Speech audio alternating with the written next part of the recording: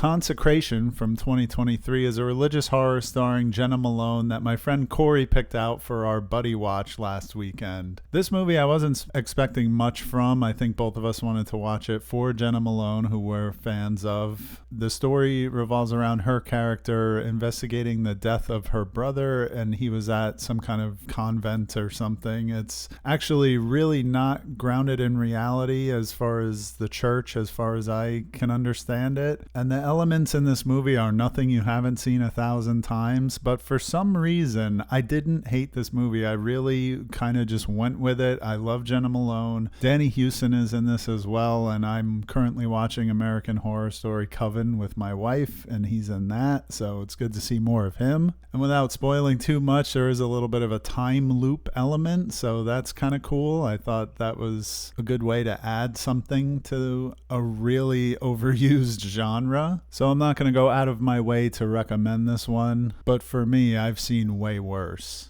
Crazy Love from 1993 is a Hong Kong sex comedy, and it's the first one of those that I've seen. It can be filed under main actress is nude or at least topless for most of the runtime of the movie. Loletta Lee plays Jane, and in the beginning of the movie, she tells her parents she's going to study abroad, then gives her ticket away to a friend of hers and stays in Hong Kong for some escapades, let's say. There is kind of a main romance that she has with a man that she meets on the beach, but it's more about the comedy of her adventures and using her beauty to cause mischief. For example, there's one scene where she is changing her shirt and an older gentleman eating a sandwich witnesses this and has a heart attack while his wife is yelling at him. It's quite hilarious. And the strength of this movie is the comedy. Trust me, it's not the sexy stuff. As a matter of fact, the sex scenes in this movie bring the movie to a grinding halt, no pun intended. There are 2 long sex scenes in this movie that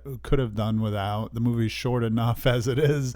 I guess taking them out would have made it about an hour long, but they were really bad. So for me, the movie was worth watching once to see Loletta Lee running around naked. But again, not something I would recommend going out of your way for. Red Eye from 2005 is a thriller directed by the great Wes Craven and starring Rachel McAdams and Cillian Murphy. This movie is sold as the airplane ride from hell, and one of the strengths of this film is really putting you in the situation of somebody who is traveling via airplane, which perhaps like a lot of people, I have a love-hate relationship because I think it's amazing technology, but it's a pain in the neck to travel by air. In the film, Rachel McAdams plays a hotel manager who is the target of a kind of terrorist handler played by Cillian Murphy, and he's going to use her to move a political figure from one room in her hotel to another under threat of killing her father played by Brian Cox. So it's this Hitchcockian moving pieces kind of thriller, and it also has a young Kyle Gallner in it. This movie is excellent, and I would say even for being 20 years old, it hasn't aged that much except for in how good it is. From 2005, it's falling into that uncanny valley of a movie that could have been made this year and you really wouldn't notice too many anachronisms. Rachel McAdams and Cillian Murphy are great in the leading roles here. They're both total babes and really carry the film with their pseudo-married relationship throughout the film. This one's been on my radar forever, and it kind of fell into my lap on DVD recently, and I'm glad I had a chance to check it out. It's definitely staying in the collection.